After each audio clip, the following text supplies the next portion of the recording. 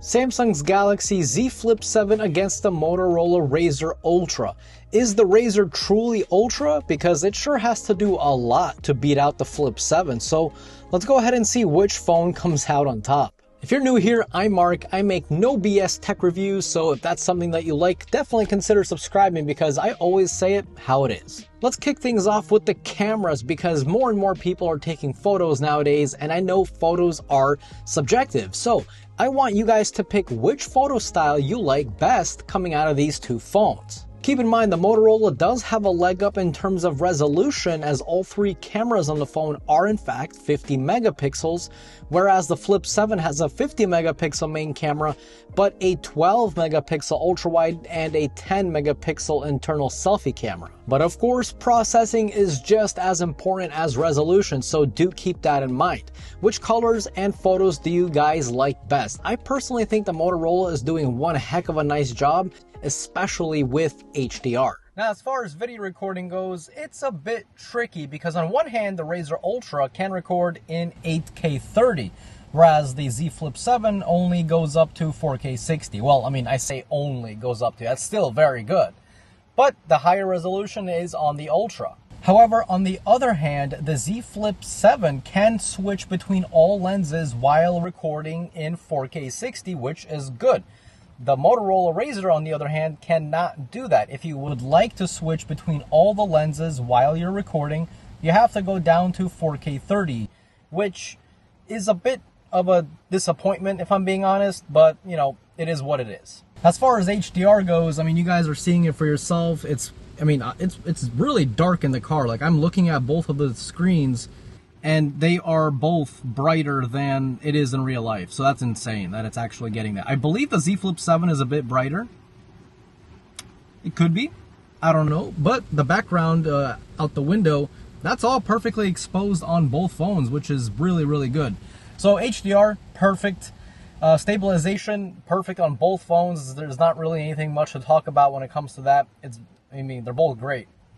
Yeah, I mean, I kind of wish it wasn't raining, to be honest, you know? It's been raining for like 10 days straight. I'm tired of water, you know? And that way I can give you guys an actual, like, true video comparison, not just me sitting in the car. So, hey, enjoy it. Press that like button, though. So which of these two phones do you guys like best when it comes to photos and videos? I want to know what you guys think, so go ahead and leave me your comments down below. Now, with a name like Ultra, its price definitely reflects on it, but is it really expensive?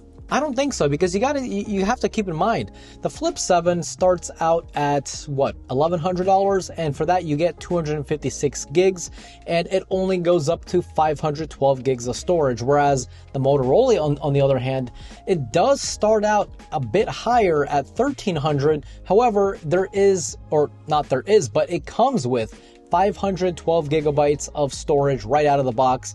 Like, that's the base model, right? And it goes up to 1 terabyte of storage, which is eye-watering. So if you think about it, spec for spec, price to price, the Motorola is only roughly $50 to $60 more if you planned on getting the 512 gig Flip7 regardless.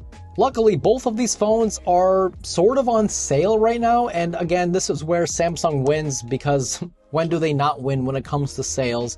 Right now, you can get this phone.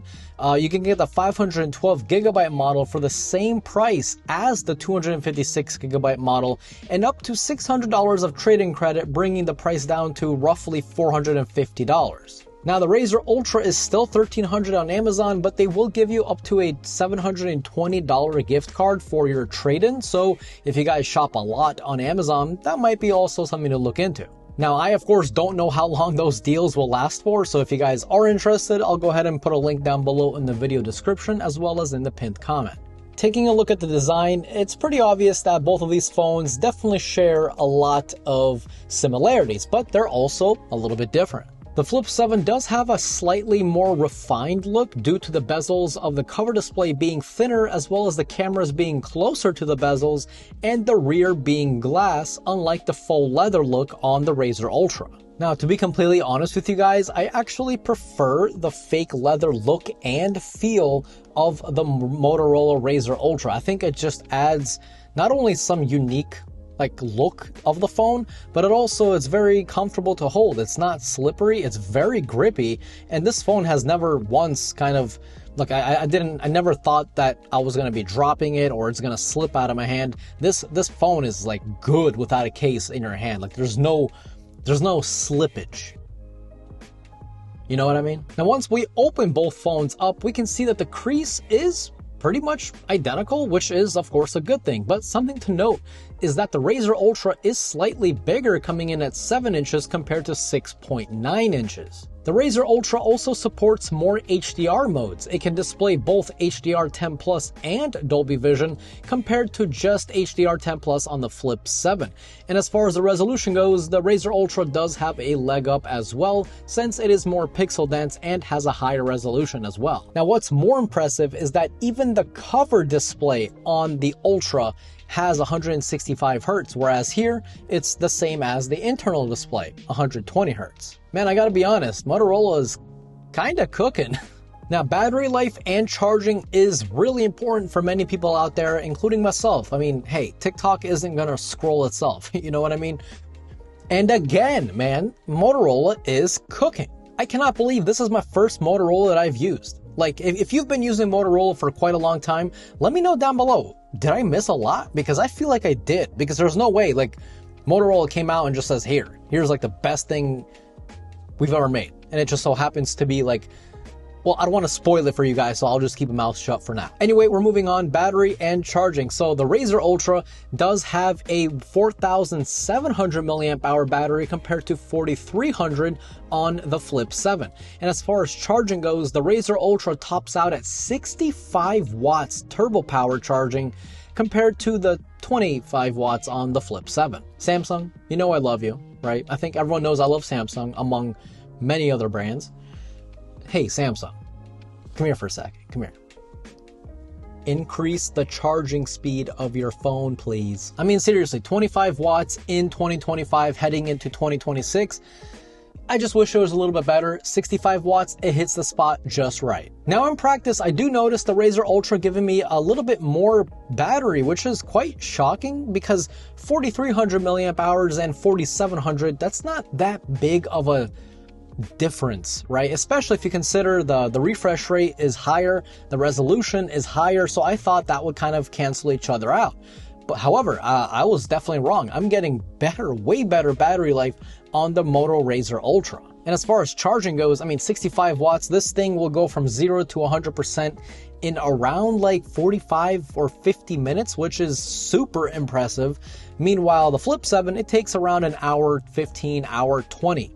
So a good amount more. But we're not done yet. The Razr Ultra also supports wireless charging at 30 watts compared to 15. Hey Samsung, charge your phones faster, please. With all the specs I mentioned, you would think the Razr Ultra is the newer phone out of the two. However, no, it actually came out a few months earlier than the Flip 7. Not bad, Motorola, not bad. But of course, I know for all you people out there, specs don't mean everything. And I agree, they really don't. If your phone's not optimized, you can have the best specs in the world and it's not gonna run all that well. So when it comes to software, Samsung does win, and the experience from that software as well, especially if you like to do a lot of crazy AI. Support is another big one. The Flip 7, nope, I picked up the wrong phone. The Flip 7 is supported for 7 years, whereas this is supported for 4 years. So if you're the type of person that's going to keep their phone longer than 4 years, and like a lot longer than 4 years, the Flip 7 might be your best friend. However, it's still yet to be determined how reliable these phones are. Like, is this phone going to be lasting as much as a normal non-folding phone?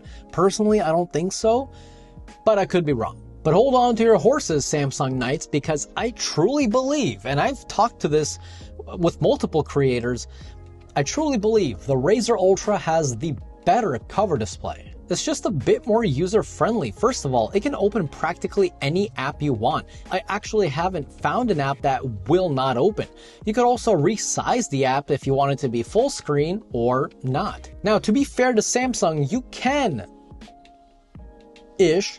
open any app you want on the cover display on the Flip 7 as well. However, you need to download Good Lock, which it doesn't come pre-installed in the phone, or like the features of Good Lock are not baked into like the settings of the Flip 7, right?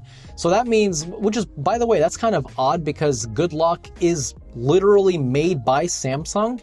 So like I don't know, like I'm forgetting English. It's just weird because like Samsung obviously has the means of making the Flip 7 and honestly the Fold 7 even better than they are, but it's stuck behind an app that not many people know about.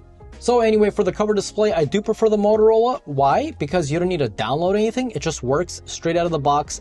Anyone can use it and anyone can figure out how to use it. It's super user friendly. So all in all, I love both of these phones, and honestly, you cannot go wrong with either or because of how similar they are. Again, the software is a bit different, obviously 2 different Android skins, but at the end of the day, they both function basically the same. The Razr Ultra is a bit more expensive, however, the specs are a bit better, especially if we're looking at Snapdragon 8 Elite compared to the Exynos 2500. By the way, I thought Exynos was going to be worse than it actually is. They seem to have fixed a lot of the issues with Exynos. I haven't had any like random lags, random stutters. Seems to be going great. Performance has been great, but the performance on this has also been great. So at the end of the day, these are very, very similar. But again, if I had to pick, and I mean absolutely had to pick, I'm picking the Razr Ultra. It just seems like it fits the name Ultra. You know what I mean? I do prefer the photos coming from it, as well as the better battery life and faster charging speeds, and of course that cover display being as useful as it is. So which phone do you guys prefer? Which phone are you currently using? Let me know down below in the comments.